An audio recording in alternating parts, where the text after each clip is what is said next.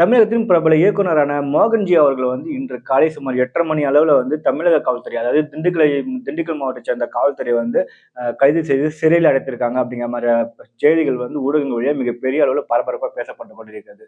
அது முக்கியமா பார்த்தீங்கன்னா, இந்த கைதிற்கு வந்து பல்வேறு சமூக வலைதளங்களும் அதுக்கப்புறம் வந்து பிஜேபி சார்ந்தவர்களும், பாமக சார்ந்தவர்களும் வந்து மிகப்பெரிய அளவுல தன்னுடைய கண்டன குரலை வந்து தெரிவிச்சிருக்காங்க. அதுக்கப்புறம் வந்து மருத்துவர் ஐயா ராமதாஸ் அவர்களும், அன்புமணி அவர்களும் வந்து இந்த சம்பவத்திற்கு வந்து இந்த கைது சம்பவத்திற்கு மிகப்பெரிய அளவுல தங்களுடைய கண்டனத்தை வந்து தெரிவிச்சிருக்காங்க. என்ன சொல்லியிருக்காங்கன்னா, அதாவது ஒருத்தர் நீங்க அரெஸ்ட் பண்ண போறீங்கன்னா, அவர்களுக்கு முறையான தகவல் தெரிவிக்கப்பட வேண்டும். அவருடைய குடும்பத்திற்கு வந்து இவர வந்து எங்க நாங்க அரெஸ்ட் பண்ணோம், என்ன காரணத்துக்காக அரெஸ்ட் பண்றோம், இவர அரெஸ்ட் பண்ணி நாங்க எங்க கூட்டின்னு போறோம் அப்படிங்கிற ரீதியில வந்து அனைத்து விஷயங்களும் வந்து தெளிவா சொல்லணும். ஆனால் இந்த விஷயத்துல வந்து தமிழக காவல்துறை வந்து எவ்விதமான ஒரு உச்சநீதிமன்றம் வகுத்த அந்த ஒரு நடைமுறையை வந்து எதுவுமே ஃபாலோ பண்ணல. வந்தாங்க, அவர அரெஸ்ட் பண்றாங்க, கூட்டின்னு போறாங்க. அவர் குடும்பத்துல அவர் மனைவியிடம் கூட வந்து ஒரு வார்த்தை கூட சொல்லல. நாங்க வந்து இவர எங்க அரெஸ்ட் பண்ணி கூட்டின்னு போறோம்ன்ட்டு. அதுக்கப்புறம் வழக்கறிஞர் பாலு அவர்கள் வந்து சென்னை கமிஷனர் ஆபீஸ் போறாரு. அதுக்கப்புறம் வந்து அந்த ஐஜி ஆபீஸ் போறாரு. இது மாதிரி பல்வேறு இடத்துல போயிட்டு இது பண்ணிட்டு கடைசியா தான் தெரியுது, திண்டுக்கல் மாவட்டத்தை சார்ந்த போலீசார் தான் அவர் கைது பண்ணியிருக்காங்க. என்ன இதுன்னு சொல்லிட்டு அது விசாரிக்க போகும்போது, பழனி பஞ்சாமிர்தத்துல வந்து ஏதோ கலப்படம் பண்ணியிருக்காங்க.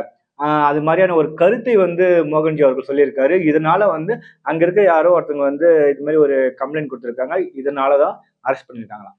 இது வந்து மிகப்பெரிய அளவுல ஒரு நகைச்சுவையா தான் இருக்கு. அது மோகன்ஜி அவர்கள் வந்து அந்த வீடியோல மிக தெளிவாக சொல்லியிருக்காரு.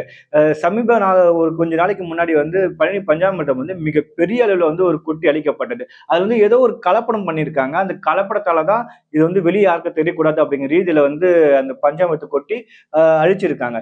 இதை தான் மோகன்ஜி அவர்கள் சொல்லியிருக்காரு. அது மட்டும் இல்லாம அந்த கலப்படத்துல வந்து தமிழக அரசுக்கு வந்து எந்த கெட்ட பேரும் ஏற்படக்கூடாது.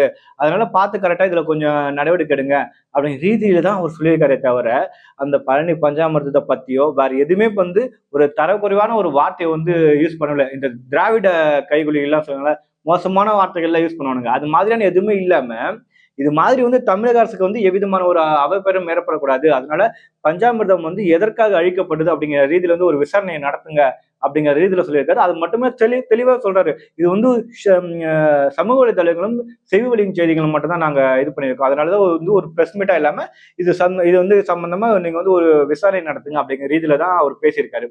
இதை வந்து புரிந்து கொள்ளாத அந்த காவல்துறை அவர் அரெஸ்ட் பண்ணிட்டு ஒன்னு ஃபுல்லா அலைய விட்டுருக்காங்க. யாருக்குமே எந்த ஒரு நியூஸுமே தெரியல. அதுக்கப்புறமா தான் மருத்துவர் அன்புமணி ராமதாஸ் அவர்களும், மருத்துவர் ஐயா ராமதாஸ் அவர்களும் வந்து இதுக்கு சம்பந்தமா மிகப்பெரிய அளவுல வந்து ஒரு குரல் கொடுத்திருக்காங்க. இப்போதுதான் தெரிஞ்சிருக்கு. இந்த ஒரு காரணத்துக்காக தான் நாங்க வந்து அவர அரெஸ்ட் பண்ணியிருக்கோம். தேவஸ்தான ஊழியர்கள் யாரோ ஒருத்தர் தான் இது மாதிரி கம்ப்ளைண்ட் கொடுத்திருக்காங்க அப்படிங்கிற ரீதியில வந்து காவல்துறை வந்து இது பண்ணியிருக்காங்க. ஆனால் அவர் அரெஸ்ட் பண்ணதுக்கு வந்து எவ்விதமான முறையான ஒரு நடவடிக்கையும் எடுக்கவில்லை. அந்த அரெஸ்ட் பண்றதுக்கு முன்னாடி வந்து ஒரு ஒரு சில நடைமுறைகள் தான் இருக்கு.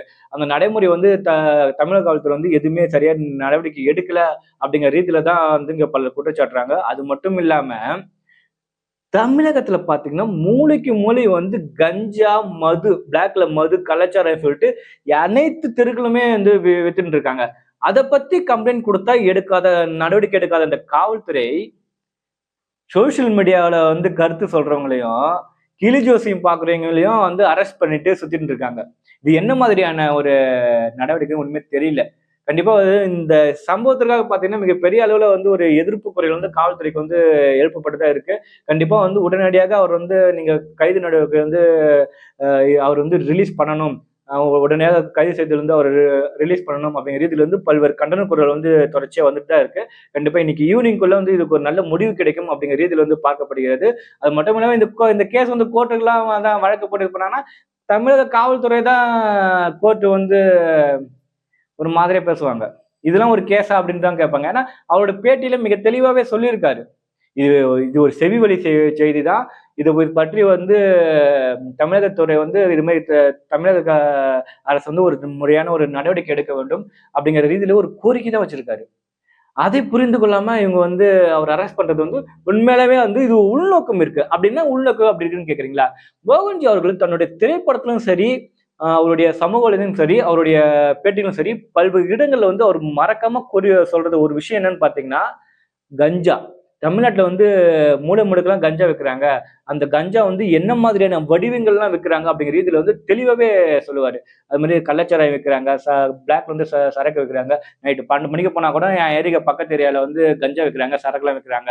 இது வந்து காவல்துறையும் சரி, சமூகம் சரி முறையா தடுக்கவில்லை அப்படிங்கிற ரீதியில் வந்து பல்வேறு தடவை பல்வேறு பேட்டிகள்ல வந்து ஆணித்தரமா சொல்லிக்கினே இருப்பாரு இந்த விஷயத்துல. ஏன்னா அந்த விஷயத்தை மட்டும் காம்ப்ரமைஸ் பண்ணவே மாட்டாரு. தொடர்ச்சியா சொல்லினே இடத்துல பல்வேறு நபர்களை வந்து அவர் வந்து ஒரு குறிவைத்து செயல்பட்டுன்னு தான் சொல்லணும். ஏன்னா இப்ப அந்த கஞ்சா அப்படிங்கிற ஒரு இதுல தொட்டாலே மிகப்பெரிய அளவுல அது ஒரு மாஃபியா. அதனால உயிருக்கே ஆபத்து வரக்கூட வாய்ப்பு இருக்கு. இது மாதிரி சூழ்நிலையில இதை வந்து தொடர்ச்சியா வந்து அவர் எதிர்த்தே வந்தாரு. அதனால இவர் எப்படி ஆஃப் பண்றதுன்னு சொல்லிட்டு யோசிச்சு இந்த நிறைய பேர் பார்த்துருந்தாங்க. இது ஒரு சின்ன ஒரு விஷயத்த வச்சு அதுவும் கோர்ட்டுக்கெல்லாம் போச்சுன்னா கண்டிப்பா இந்த இது வந்து தமிழக காவல்துறையை வந்து ஜட்ஜி வந்து பார்த்துட்டு அந்த சினிமாலாம் பார்ப்பீங்க. ஜட்ஜி வந்து என்னடா இது கேஸ்ன்னு சொல்லிட்டு தூக்கி அடிப்பாரு பாத்தியா? அது மாதிரி தூக்கி அடிச்சிருவாங்க. அது மாதிரியான ஒரு வழக்க தான் சும்மா அவரை வந்து பயமுறுத்துறதுக்காக வந்து போட்டிருக்காங்க. கண்டிப்பாக இந்த விஷயத்துல இருந்து அவர் வந்து மீண்டு வருவாரு. அது மட்டும் இல்லாம அவருக்காக பல்வேறு நபர்கள் வந்து சோசியல் மீடியால குரல் கொடுத்துன்னு தான் இருக்காங்க. இன்னைக்கு ஈவினிங்குள்ள கண்டிப்பா ஒரு நல்ல முடிவு கிடைக்கும்னு எதிர்பார்க்கலாம். நன்றி, வணக்கம்.